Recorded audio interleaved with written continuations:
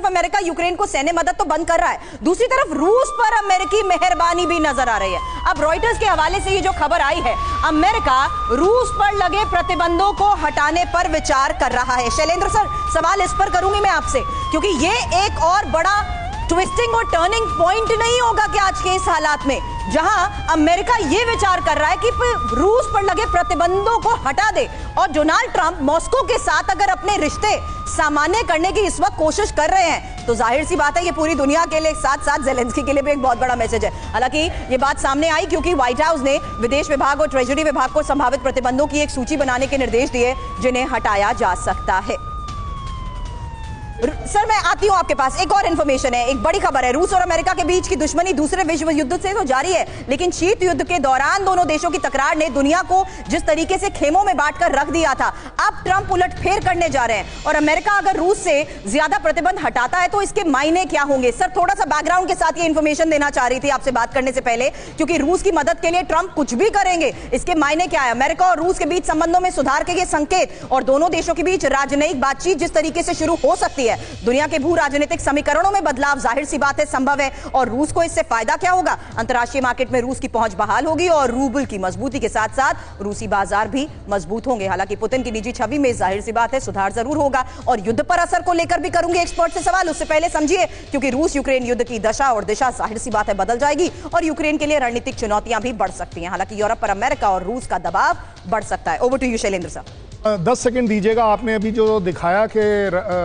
US ने क्या क्या दिया, वो 4 से 6 जहाज में क्या पलट जाएगा as far as Zelensky is concern, या ये सेरेमोनियली दिए गए थे और ये बाइडन द्वारा दिए गए थे। It is not the action of Trump. मैं कहता हूं, अगर मैं ज़ेलेंस्की की जगह का एडवाइजर हूंगा, मैं कहूंगा 4 जहाज मत ले, क्योंकि तेरे लिए प्रॉब्लम बढ़ जाएगी।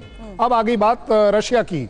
रशिया से रिलेटेड जो भी चीजें चल रही हैं, आप ऑलरेडी देख रहे हैं कि यूएस और उनके राजनयिक ऑलरेडी मिल रहे हैं, स्ट्रैटेजिक डिस्कशंस हो रहे हैं। और अगेन मैं कहूंगा, यूएस से कहीं पर भी अगर देखता है तो वो बड़े सेल्फिशली देखता है। पूरी दुनिया को पता है कि इस समय उसे क्या चाहिए, क्योंकि वो जो मिनरल्स वाले एरिया यूक्रेन के रशिया ने हाईजैक कर रखे हैं, अपने साथ मिला रखे हैं, अपने पास से वो और भी चीजें लेना चाहता है।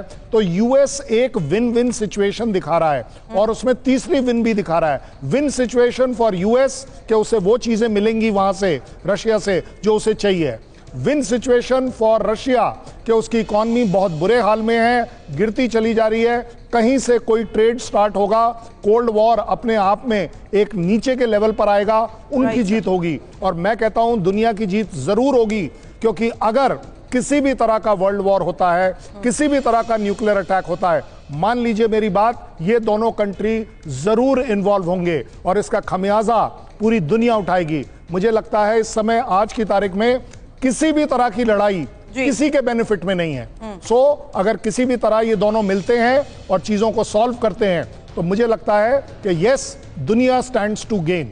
बट ट्रंप हमेशा ये कहते आए हैं कि वो शांति की बात दोहरा रहे हैं, और वो अगर होते तो युद्ध होता ही नहीं। लेकिन आप देखिए, ज़ेलेंस्की पर फिलहाल ट्रंप के एक और बड़े बयान को लेकर खबर आ रही है, जहां उन्होंने कहा कि इशारों में कहा समझौता नहीं चाहते हैं ज़ेलेंस्की, यूक्रेन के लोग शांति चाहते हैं, हर कोई शांति वार्ता चाहता है, लेकिन ज़ेलेंस्की नहीं। Russia wants to make a deal.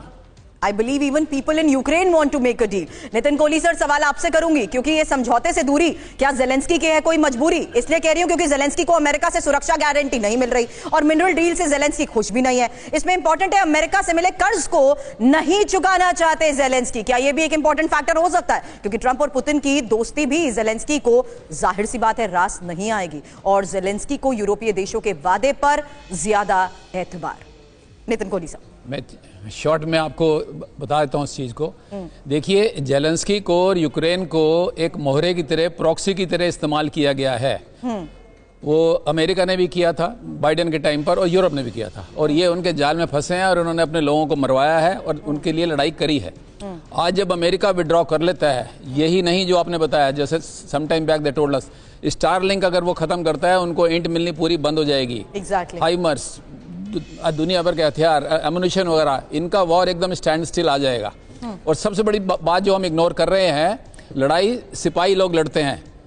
There is likely to be जैसा चल रहा है इनका, there can be mutiny Ukraine army के अंदर, या यूक्रेन की आर्मी सरेंडर कर देगी। 3 साल से एक वॉर फटीक हो जाती है। उन्हें इस मीटिंग से बड़ी उम्मीद थी कि शायद शांति हो जाए, ये वो करके नहीं आए हैं। सो यूक्रेन का भविष्य और स्पेशली जेलेंस्की का भविष्य तो खतरे में है ही, इसमें कोई शक वाली बात नहीं है।